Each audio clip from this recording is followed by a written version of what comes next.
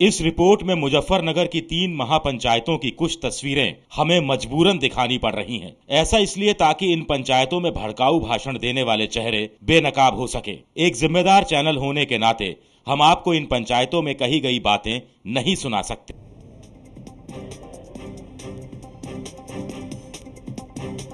ABP news में आपका स्वागत है। वक्त है बड़ी बहस का। आपके साथ मैं हूं सुमेरा खान।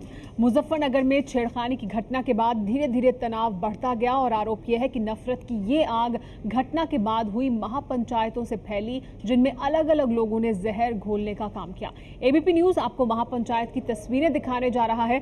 सवाल यह है कि नफरत फैलाने के गुनाहगार कब पकड़े जाएंगे। आपको बता दें कि अभी तक तमाम बातें सामने आ रही हैं, लेकिन बड़ा सवाल यह है कि जो महापंचायत हुई जिसके बाद बताया जा रहा है कि इस तरह के भड़काऊ भाषण जहां पर दिए गए, नफरत फैली मुजफ्फरनगर और आसपास के इलाकों में, वो नफरत फैलाने वाले कब पकड़े जाएंगे। इस रिपोर्ट में मुजफ्फरनगर की 3 महापंचायतों की कुछ तस्वीरें हमें मजबूरन दिखानी पड़ रही हैं। ऐसा इसलिए ताकि इन पंचायतों में भड़काऊ भाषण देने वाले चेहरे बेनकाब हो सके। एक जिम्मेदार चैनल होने के नाते हम आपको इन पंचायतों में कही गई बातें नहीं सुना सकते। ये तस्वीरें हैं 30 अगस्त की। उत्तर प्रदेश के मुजफ्फरनगर में 27 अगस्त को छेड़खानी की घटना के बाद 3 मौतें हो चुकी थी और उसके बाद मुजफ्फरनगर के शहीद चौक पर लगी पंचायत। भारी तादाद में भीड़ जुटी, लेकिन खास बात थी मंच पर मौजूद लोग। अगर इस पंचायत का मकसद धार्मिक सद्भाव होता तो ये तस्वीर इतिहास के पन्नों में दर्ज होती, जब समाजवादी पार्टी, बीएसपी और कांग्रेस के नेता एक ही मंच पर खड़े दिखते। पहले इन चेहरों से आपका परिचय करा दें। कादिर राणा बीएसपी से सांसद हैं और मुजफ्फरनगर की ही देश की संसद में नुमाइंदगी करते हैं। मौलाना जमील अहमद मुजफ्फरनगर के मीरापुर से बहुजन समाज पार्टी के विधायक हैं। इसी मंच पर साथ खड़े थे राशिद सिद्दीकी, जो समाजवादी पार्टी में प्रदेश सचिव की हैसियत रखते हैं, और सैदुज्जमा, जो कांग्रेस के सांसद रह चुके हैं। पंचायत में बाकायदा पुलिस के आला अधिकारी भी पहुंचे। मुजफ्फरनगर के डीएम और एसएसपी इन तस्वीरों में साफ दिख रहे हैं। कहा जाता है कि इस मंच पर पहुंचकर कलेक्टर और एसपी ने इनकी मांगों का ज्ञापन लिया था। अब इस पंचायत में किस नेता ने क्या कहा, ये एक जिम्मेदार चैनल होने के नाते हम आपको नहीं सुना सकते, लेकिन कहा जा रहा है कि बीते शनिवार को जो हिंसा भड़की, उसकी बुनियाद में ये पंचायत भी है। इसी पंचायत के अगले दिन दूसरे पक्ष ने भी पंचायत बुलाई।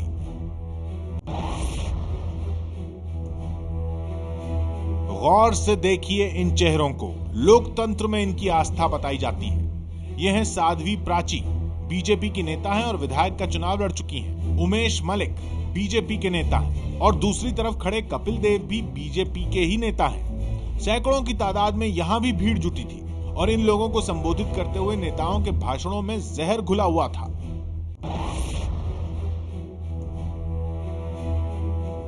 इन दोनों पंचायतों के बाद 7 तारीख को जो महापंचायत हुई, उसने मुजफ्फरनगर को हिंसा की आग में धकेल दिया। इस महापंचायत में भी नेता पहुंचे थे। ये देखिए, बीजेपी विधायक ठाकुर संगीत सिंह सोम इस पंचायत में शामिल होने जा रहे हैं। हिंसा के बाद पुलिस ने विधायक के खिलाफ फर्जी भड़काऊ वीडियो फेसबुक पर शेयर करने का केस दर्ज कर दिया था। बीजेपी के पूर्व विधायक अशोक कंछल भी इसी महापंचायत में शामिल होने आए थे। इसी महापंचायत में भारतीय किसान यूनियन के नेता भी शामिल हुए। राकेश सिंह टिकैत नेता हैं भारतीय किसान यूनियन के। चंद्रपाल फौजी भारतीय किसान यूनियन के नेता हैं। कीरतपाल मलिक राष्ट्रीय लोकदल के नेता हैं। और इसी महापंचायत से लौटते वक्त जो हिंसा हुई, उसने मुजफ्फरनगर को आग की चपेट में ले लिया। सवाल यह है कि इन सभाओं में जो कुछ कहा गया, क्या उसकी जांच के आदेश दिए गए? समाजवादी पार्टी के नेता के इस पंचायत में शामिल होने के सवाल पर जब अखिलेश यादव से पूछा गया तो उनका जवाब क्या था, वो सुनिए। नहीं, कोई ऐसा मीडिया गलत प्रचार किया। जिन्होंने गलत भाषण दिया उनके नाम नहीं ले रहे हो आप नाम लीजिए। आप जिन्होंने गलत भाषण दिए उनके भाषण दिया होगा, मुजफ्फरनगर का राशिद सिद्दीकी। और अब आप नाम नहीं ले रहे जिन्होंने गलत भाषण दिए, जिन्होंने भड़काया, अब आप उसका नाम नहीं ले रहे। आप एबीपी न्यूज ने इनमें से किसी भी पंचायत का शोर आप तक नहीं पहुंचाया और न ही नफरत के ऐसे सुर समाज में सुनाई देने चाहिए। हमने आपके सामने सिर्फ उन चेहरों को बेनकाब किया है जो ऐसे आयोजनों में मौजूद थे और लोकतंत्र की आस्था बचाए रखने की कोशिश करने के बजाय लोगों को भड़काने में जुटे रहे, और नतीजा ये हुआ कि देश पर एक और बदनुमा दाग लग गया। और इसी के बाद बड़ा सवाल ये कि नफरत फैलाने वाले कब पकड़े जाएंगे। इस पर बात करने के लिए हमारे साथ मेहमान मौजूद हैं। हमारे साथ बीजेपी से सिद्धार्थ नाथ सिंह मौजूद हैं, हमारे साथ कांग्रेस पार्टी से मीम अफजल साहब मौजूद हैं, कांग्रेस पार्टी के प्रवक्ता हैं, हमारे साथ समाजवादी पार्टी से यशवंत सिंह मौजूद हैं, मेरे सहयोगी विजय विद्रोही भी हमारे साथ इस चर्चा में मौजूद रहेंगे। सबसे पहले यशवंत जी, लेकिन आपसे मेरा सवाल कि नफरत फैलाने वाले जिनका कि वीडियो अब सामने आ गया है, ये तमाम नेता दिखाई दे रहे हैं, किस तरह की बातें वो उन भाषणों में कह रहे हैं, उन महापंचायतों में कह रहे हैं, वो साफ सामने आ गया है, उसके बावजूद क्या किया जा रहा है? नफरत फैलाने वाले कब पकड़े जाएंगे?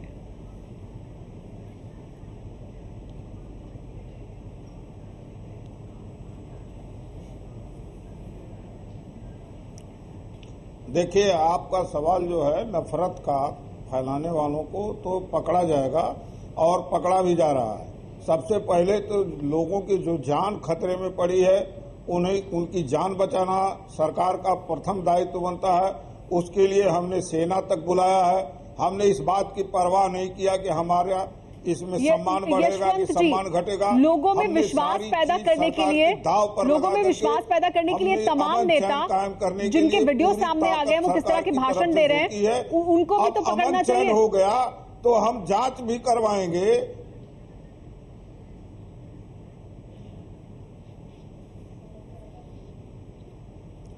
सुमेरा जी, आप तो खुद मानेंगी कि अगर लोगों का जान जा रहा हो तो पहले जान बचाया जाए, और जान जाने की जो स्थिति पैदा करने वाले हैं उसमें केवल नेता तो है नहीं, उसमें अधिकारी भी हैं जिनकी लापरवाही से काम हुआ है, नेता भी हैं। ये सारे लोगों के बाद में निपट लिया जाएगा और उनके खिलाफ कठोर से कठोर कार्रवाई होगी। लेकिन आप भी चाहती होंगी, हम भी चाहते हैं, पूरा समाज चाहता है कि जो नफरत का बीज पैदा हुआ था पहले उस पर पानी डाला जाए। आप कह रहे हैं अधिकारी भी थे, आप कह रहे हैं अधिकारी थे, अधिकारियों का आपने तबादला कर दिया है। पहले लोगों को पकड़ लिया कुछ अधिकारियों का तबादला तो आपने जब दंगा चरम पर था तभी आपने कुछ अधिकारियों का तबादला कर दिया, जो आपको नहीं करना चाहिए था, थोड़ी देर बाद करते बेहतर रहता। लेकिन बहुत से पुलिस के अधिकारी, प्रशासनिक अधिकारियों का आपने तबादला कर दिया। लेकिन जो दूसरे लोग हैं जो भाषणों में दिख रहे हैं, वो वीडियो रिकॉर्डिंग तो हमसे पहले आप तक पहुंच जानी चाहिए थी, एक्शन हो जाना चाहिए था। आपकी पार्टी के नेता हैं, वो भी दिख रहे हैं। आपको शायद उस कुर्सी पर बैठा दिया जाता। जो तत्काल आवश्यकताएं थी, सरकार की प्राथमिकताएं थी, किसको देखकर लोग गुस्से में आ रहे थे, किसको देख करके लोग नॉर्मल हो रहे थे, हमको भी सोचने का अधिकार है। केवल आप ही नहीं सारी व्यवस्था करेंगे, हम सरकार में बैठे लोग सब इस प्राथमिकता को समझने के लिए कि कैसे मामला ठंडा होगा। आप बताइए, विधायक रोके जा रहे हैं, मंत्री रोका जा रहा है, हम बड़े से बड़े लोग, वो तो दिख रहा है ना, महापंचायत की आपने इजाजत क्यों दी आपकी सरकार ने, वही दिख रहा है। आग को ठंडा किया जाए, जो जरूरत की चीजें हैं वो की जा रही हैं। अब आपके अनुसार अगर करना है तो आप बताइए, उसी के अनुसार कर दिया जाए। 2 मिनट अपने अनुसार से करते, लेकिन हालात सही होने चाहिए थे ना। ये थोड़ी ना आप अपने अनुसार से कर रहे हैं और महापंचायतें होने दी गई और उसके बाद नफरत फैलाने दी गई और उसके बाद रोका भी नहीं गया जो कुछ हो रहा था, और अभी तक वहां पर लोगों में ऐसा नहीं है कि जो अंदर गांवों में हालात खराब हुए वो अभी तक पूरी तरह से सही हो चुके हैं। हमारे साथ बाकी मेहमान भी मौजूद हैं, उनकी प्रतिक्रिया भी ले लेते हैं। हमारे साथ बीजेपी से सिद्धार्थ नाथ सिंह और कांग्रेस पार्टी से मीम अफजल साहब मौजूद हैं। सिद्धार्थ नाथ जी, लेकिन बीजेपी के नेता भी दिखाई दे रहे हैं इन तस्वीरों में। सुमेरा जी, देखिए, मेरा ये मानना है कि जो भी इसमें दिखे और इन्वेस्टिगेशन से साफ हो कि किसी ने भी भड़काऊ भाषण किया, उस पर कार्रवाई होनी चाहिए। उसके लिए लॉ एकदम क्लियर है। लेकिन जब इन लोग 30 तारीख को या 31 तारीख को 2 अलग अलग गुट के अंदर पॉलिटिकल पार्टीज अपने धर्म के आधार पर दोनों गुटों ने जब किया, तो प्रशासन क्या कर रहा था, और आपने कहा भी कि वहां पे डीएम भी बैठे थे, वो मंच पे गए, वहां पे एसएचओ भी था, वहां पे एसपी भी थे, तो इन लोगों ने कोई भड़काऊ भाषण सुना तो उस समय तुरंत कार्रवाई क्यों नहीं की? ये पहला प्रश्न होता है।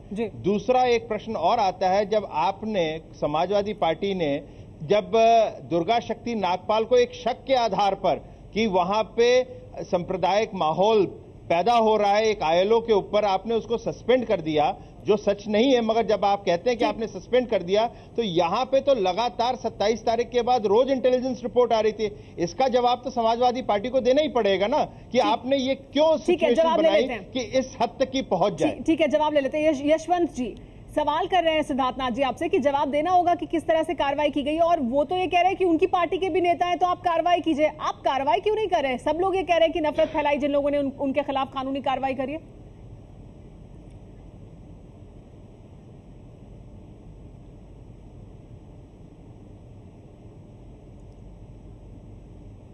ऐसा है कि सिद्धार्थ जी को केवल ताली बजाना है, उनको इस बात से कोई मतलब नहीं है कि हिंदू मरेगा कि मुसलमान मरेगा, उत्तर प्रदेश जलेगा कि बचेगा। सबसे पहले जो जरूरत थी कि हमें हिंदू मुसलमान के बीच जो नफरत पैदा हो रही थी, जो जाने जा रही थी, उनको बचाना था, और उसको बचाने के लिए हमने अपने हिसाब से कार्रवाई की है। इनके हिसाब से कार्रवाई करना और इनके सवालों का जवाब देना तो हमारे बहुत मौके मिलते हैं, लेकिन ये सारे मौके रोक दिए जाते हैं जो आपात स्थिति पैदा होती है। मुजफ्फरनगर में निश्चित रूप से जो दुर्घटना घटी और जिस तरह से दुर्घटना का फैलाव हुआ, वो एक तरीके का मुजफ्फरनगर में आपात स्थिति पैदा हुई थी। उसमें हम इनके सवालों का नहीं जवाब दे सकते थे। इनको तो सवाल करना है, कोई काम नहीं करना है। इनको गिरफ्तार कर लीजिए। अरे आप जिस चीज के लिए गिरफ्तार होना चाहते हैं, आप भी आइए, भड़काऊ भाषण करिए, आपको भी बंद कर दिया जाएगा। सिद्धार्थ आपने काम क्यों नहीं किया? अरे आप यशवंत जी, सवाल तो पूछा जाएगा ना आपकी सरकार से। आप कह रहे हैं कि हमने अपने तरीके से काम किया, लेकिन आपने जिस तरीके से काम किया कि बंद कर दिया जाएगा, दिखाई दे रहा है सड़कों पर मुजफ्फरनगर के अंदर।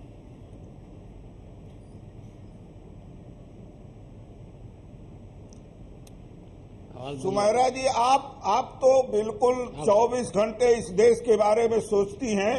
आप जो परिस्थिति मुजफ्फरनगर में पैदा हुई थी, उसमें इन सरीखे लोगों को अपील करनी चाहिए, जनता से हाथ जोड़कर निवेदन करना चाहिए, जाके खड़ा होना चाहिए। अगर बहादुर नेता हैं तो जनता के बीच में जाके कहते हैं कि गोली चलाना है तो मेरे सीने में चलाओ, न हिंदू मारो न मुसलमान मारो, किसी भाई की जान को खतरा पैदा करो। क्या करने जा रहे मरना है तो मुझे मार डालो, मैं नेता हूँ। यशवंत जी, लेकिन रविशंकर प्रसाद को जाने नहीं दिया। आप कहें तो कल हम आपके साथ समाजवादी पार्टी, बीएसपी, कांग्रेस और बीजेपी का एक डेलीगेशन चलता है जो सबसे हाथ जोड़ के कहेगा कि पीस करो। ऐसा ही एक डेलीगेशन वहाँ दिख रहा था महापंचायतों में। अरे आप क्या जाएंगे? अब तो ठंडा हो गया तो फोटो खिंचवाने जाएंगे। आपको तो तब जाना चाहिए था जब दंगा हो रहा था। तो तब आपके यहाँ से भी तो किसी को जाना चाहिए था ना। यशवंत जी, की तरह से खड़ा होना चाहिए। रविशंकर प्रसाद ने इस देश में मिसाल पैदा किया था। रविशंकर प्रसाद जी गए थे, दूसरे की जान के लिए उतावले थे, तो गांधी ने कहा, गांधी का पहले सर काटो तब तुम आगे बढ़ो। जी, क्या राजनीति की शिक्षा लो। चलिए ठीक है, मीम अफजल साहब भी हमारे साथ मौजूद है, उन्हें भी शामिल करते हैं चर्चा। जितना काम है आपकी पार्टी वो कर रही है। मीम अफजल साहब, लेकिन हर पार्टी के नेता दिखाई दे रहे हैं और सब नफरत फैलाते हुए दिखाई दे रहे हैं। क्या राजनीतिक दलों को नहीं बोलना चाहिए अपने नेताओं के खिलाफ जो दिखाई दे रहे हैं इस तरह की नफरत फैलाते हुए? आपकी पार्टी के नेता भी दिखाई दिए जो वहां पर मौजूद थे, सईदुज्जमा। देखिए सुमेरा जी, आपने जो सवाल पूछा है बहुत अहम है, और नेता किसी भी पार्टी का हो, खाली तस्वीरें जो आपने दिखाई हैं उससे ये सिद्ध नहीं होता कि इन लोगों ने बोला क्या है। अगर वो ऑडियो वीडियो है तो ज़रूर चेक करना चाहिए, और चाहे कोई कांग्रेसी हो, चाहे बीजेपी का हो, चाहे समाजवादी का हो, चाहे बीएसपी का हो, उसके खिलाफ तुरंत कार्रवाई होनी चाहिए। जहाँ तक हमारे अमिताभ जी कह रहे थे कि सबको जाना चाहिए था, तो मेरे भाई जाने पे तो आपने पाबंदी लगा रखी थी। नहीं मीम अफजल साहब, लेकिन मीम अफजल साहब ये बड़ी बड़ी बातें सब करते हैं, लेकिन एक बात बताइए, मैं आपकी बात पूरी सुन रही हूं। एक बात कही है, उसका जवाब दो। एक बात बताइए, उन्होंने कहा क्या राजनीतिक दलों की कोई जिम्मेदारी नहीं बनती? आपकी पार्टी के नेता अगर कहीं मौजूद हैं और इस तरह की बात कर रहे हैं और उस तरह की बात निकलकर सामने आई है, आपकी पार्टी ने क्या अपने स्तर पर छानबीन करने की कोशिश की कि आपकी पार्टी के नेता वहां क्यों मौजूद थे, क्यों भड़का रहे थे? बताइए, जब कोई जाने ही नहीं दे रहा तो छानबीन कहां से करेंगे हम? नहीं, जिन नेताओं के नाम नहीं दे रहे ना। नीम अफजल साहब, आपसे और सिद्धार्थ जी से दोनों से मेरा सवाल है, आप भी इस बात से, आपकी जो पार्टी के नेता दिख रहे हैं उनको क्या आपने शो कॉज नोटिस जारी किया है? के नाम आ गए हैं तो उसकी बुनियाद पे कोई कार्रवाई तो नहीं हो सकती। कार्रवाई तो जब होगी जब इंक्वायरी करेंगे, पता चलेगा। जी कि इन कोई लोगों ने कार्रवाई क्या करने बोला के लिए है, अपनी सीडी आप भेज भड़काया है, दीजिए नहीं पार्टी भड़काया। कार्यालय आपको भी में मैं बताना चाहता हूं, आपने जी, जो भिजवा देंगे। तस्वीरें दिखाई उसमें मुझे जरा सा ये और बताइए कि पहली तस्वीर में लोग कितने थे वहां जमा, और दूसरी तस्वीर के दूसरी पंचायत में लोग कितने जमा थे, इसका भी कोई महत्व होता है या नहीं होता? मीम अफजल पहली साहब। जो तस्वीर हुई, मैं किसी को डिफेंड नहीं कर रहा हूं, पहली बात बता दूं मैं आपको, जी। जब पहली पंचायत हुई जो आपने दिखाई, उसके बाद क्या लोगों ने नारे लगाते हुए जुलूस निकालते हुए ले गए थे? दूसरी जो पंचायत हुई उसके लेकिन बाद लोगों ने मीम अफजल नारे साहब- लगाए, जुलूस निकाला, बाकायदा लोगों को साथ मारपीट की या नहीं मीम अफजल की, साहब, ये लेकिन भी आप जो देखने कह की रहे बात हैं, है। लेकिन आप तो जो कह रहे हैं वो भड़काऊ डिफेंड भाषण के करना ही बाद हुआ। एक्शन क्या हुआ, जो आप कह रहे हैं मीम वो अफजल डिफेंड साहब, करना ही आप फिर हुआ। डिवाइड मीम करने अफजल की साहब, कोशिश कर रहे हो। अमिताभ जी बात मीम कह अफजल रहे हैं, साहब, आप फिर डिवाइड हमने करने की डिफेंड कोशिश नहीं कर कर रहे रहे हो। मीम अफजल साहब, आप 100 अलग लोगों के कर सामने रहे दिया हैं, था हम भड़काऊ सामने भाषण सिद्धार्थ की। नाथ बाकायदा सिंह हूं। अपील की है, सारे वर्गों को एक साथ लाने आप की फिर बात कर कही रहे हैं है। गलत काम। पहले दिन ये कहा था कि फिर गलत सारे कर रहे हैं लोग आप मिलजुल काम। करके, और ये जो दो ग्रुपों में मीम झगड़ा अफजल हुआ साहब, है, मीम अफजल ये साहब, दो ग्रुप सदियों आप से कह रहे हैं कि एक मैं साथ डिफेंड रहते नहीं आए कर रहा, लेकिन आप इनको जो एक कह रहे साजिश हैं के तहत अलग करने मीम की अफजल कोशिश साहब, की आप जा कह रहे हैं रही मैं है। डिफेंड नहीं कर रहा, इंक्वायरी लेकिन आप जो इस बात कह की रहे हैं वो होनी चाहिए। डिफेंड करना ही है, और वहां पर भी कोई 100-200 नहीं 2000 के करीब लगभग लोग मौजूद थे, और जो आप कह रहे हैं वो डिफेंड करना ही है। क्या आप ये कहना चाहते हैं वो मैंने ठीक कोई था? तादाद नहीं बताई सुमेरा जी, मैंने कोई तादाद नहीं बताई। मैंने आपसे पूछा, मुझे तो पता भी नहीं कि 200 थे या 2000 थे या 2 लाख थे। आपने जो कुछ दिखाया है मैं उसके नजरिए से कह रहा हूं। मेरा जी एक बात कहना चाहता हूं। आपने दो तस्वीरें दिखा करके इस बात को इक्वेट करने की कोशिश की है। मेरा सवाल यह है कि पहले बार जो नहीं, पंचायत हम कोई इक्वेट नहीं कर रहे। इक्वेट नहीं कर रहे। घटना की, हम तो बता और रहे हैं दूसरी कि बार जो जितने पंचायत हुई, जिस हम पार्टी के तस्वीर जितने दिखा नेता रहे मंच पर हैं, मौजूद इसकी थे, इंक्वायरी करके आपको पता, और नहीं, सारे मीम अफजल टीवी साहब, चैनल्स पे हम चला ये है। दिखा रहे न्यूज़ आई हैं है जो अखबारों हुआ के वहां अंदर। पर कि कोई भी नेता, किसी भी पार्टी के नेता नहीं बचे हैं जो भड़काऊ भाषण देने में या तो शामिल नहीं थे या उस मंच पर नहीं खड़े थे जहां पर कि भड़काऊ भाषण दिया जा रहा था। सिद्धार्थ नाथ सिंह इस पर प्रतिक्रिया देना चाहते हैं, उनकी प्रतिक्रिया ले लेते हैं। जी सिद्धार्थ जी। सुमेरा जी, जी सुमेरा जी, मैं ये जो आपने दिखाई है तस्वीर, उसके साथ वीडियो भी होएगा, उस पर इन्वेस्टिगेशन होगी और कार्रवाई होनी चाहिए, इसमें कोई दो राय नहीं। मगर मैं थोड़ी बुनियादी चीज पे आ रहा हूं। ये पिछले 16 महीने में जब से ये समाजवादी पार्टी की सरकार आई है, मैं अपने आप नहीं कह रहा हूं क्योंकि बोला जाएगा बीजेपी पॉलिटिसाइज कर रही है। 2 रिपोर्टें आई हैं, न्यूज़पेपर्स में आई है। कल एक आई थी हिंदुस्तान टाइम्स में कि जिसके अंदर, मेरे ख्याल से हिंदुस्तान टाइम्स ही था, उसके अंदर यह था कि जो 1500 जो थाने हैं उत्तर प्रदेश के अंदर, उसमें से 800 के लगभग थानों में जो नियुक्ति हुई है पुलिस की, वो समाजवादी पार्टी के वर्कर्स के माध्यम से हुई है। अब आप सोचिए, जब पुलिस की नियुक्ति हो और उसके समाजवादी पार्टी के कहने से हो, तो क्या वहां पे कितना पुलिस काम कर सकती है? दूसरी बात एक और आई थी जो होम मिनिस्ट्री ने इंटेलिजेंस रिपोर्ट दी है, जिसके अंदर उन्होंने बहुत बड़ी चीज कही है, किसी धर्म का नाम नहीं लिया है। उन्होंने कहा है जो रूरल एरियाज के अंदर जो तनाव फैल रहा है, वो रिलीजियस इंस्टीट्यूशंस का बढ़ावा, वो मशरूमिंग इतनी ज्यादा हो रही है कि उसके कारण रूरल एरियाज में, गांव के अंदर ये तनाव, सांप्रदायिक तनाव फैलता जा रहा है। उसके ऊपर राज्य सरकारों को रोकना चाहिए, खासकर उत्तर प्रदेश। ये मेरा नहीं है ना बीजेपी का, ये होम मिनिस्ट्री शिंदे साहब की रिपोर्ट का मैं खुलासा कर रहा हूं। अब इन चीजों पे थोड़ा सा समाजवादी पार्टी को, उसकी सरकार को लेना पड़ेगा, जहन लेकर इस पे कार्रवाई करनी हवाला दे रहे हैं सिद्धार्थ नाथ जी। क्या ये वजह है इस तरह के हालात बनने के पीछे? नहीं कह रहे सिद्धार्थ नाथ जी। अगर सिद्धार्थ नाथ जी, अगर आपके कहने के मुताबिक शिंदे जी की अपोल है, होम मिनिस्ट्री की है, तो हमारा पूरा सपोर्ट है, रुकना चाहिए। सिद्धार्थ जी, किसी को भी इसकी इजाजत नहीं होनी चाहिए। ठीक है, यशवंत जी भी प्रतिक्रिया दे रहे हैं। यशवंत जी, आपकी सरकार के कामकाज करने के तरीके पर सवाल उठा रहे हैं सिद्धार्थ जी। एक बात जरूर कहूंगा मैं, आपकी सरकार के, एक बात जी यशवंत जी, लेकिन आपकी सरकार के कामकाज करने के तरीके पर इसलिए भी सवाल उठते हैं कि ये तमाम तस्वीरें मौजूद हैं, सब चीजें सामने मौजूद है, कार्रवाई अभी तक कोई सख्ती से नहीं की गई है। लगा रहे, हमने भी मुलायम सिंह जी को जिम्मेदार करार दिया, आपकी सरकार को करार दिया, लेकिन इस वक्त माहौल को ठीक करने की जरूरत है और उसमें सबका रोल होना चाहिए। जी यशवंत जी, जरा मौका दे तो हम आपसे बात, आपके सवालों का जवाब दें। जी बोले यशवंत जी।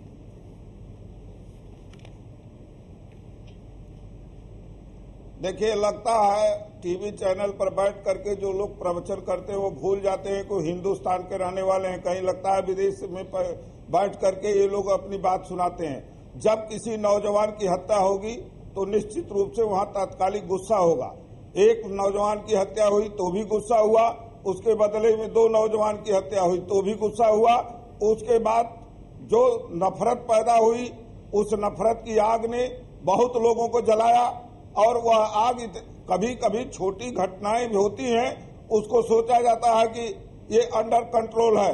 ये अधिकारियों का अंडर एस्टिमेट होना और घटनाओं पर इस तरीके से सोचना कि ये सीमित है और इसको रोक लिया जाएगा, लेकिन वो बढ़ करके इतना बड़ा फैलाव ले लिया। यशवंत जी, और इसमें आपकी सरकार की जिम्मेदारी कहाँ? पहले बता चुके हैं आपकी सरकार की, देखा कि इसमें आपकी सरकार की जिम्मेदारी कहाँ है? जा रही है। आपने सब कुछ गिनवा दिया। आपकी सरकार की जिम्मेदारी क्या होगी? हमने आपको इस बात का भी स्पष्ट उल्लेख कर दिया है कि जब अमन चैन बहाल हो जाएगा तो सारे गंभीर बिंदुओं पर जांच होगी और जो दोषी होंगे, अधिकारी दोषी होगा, आखिर में समुदाय के लोग दोषी होंगे, सभी राजनीतिक दलों के लोग दिखाई दे रहे हैं इन तस्वीरों में। यशवंत जी भरोसा दे रहे हैं कि जब हालात सही होंगे तब जो जरूरी कार्रवाई है, जो गंभीर मुद्दे हैं उन पर कार्रवाई होगी। क्या होगी कार्रवाई?